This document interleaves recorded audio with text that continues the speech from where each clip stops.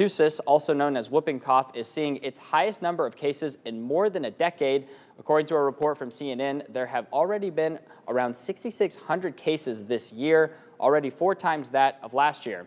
Experts say the sharp rise is attributed to several factors, including a decline in vaccination rates, the ease of COVID-19 restrictions, and the cyclical nature of the disease. Health officials urge everyone to stay current with vaccinations to protect against the illness, especially pregnant women, infants, and those in close contact with children, such as grandparents.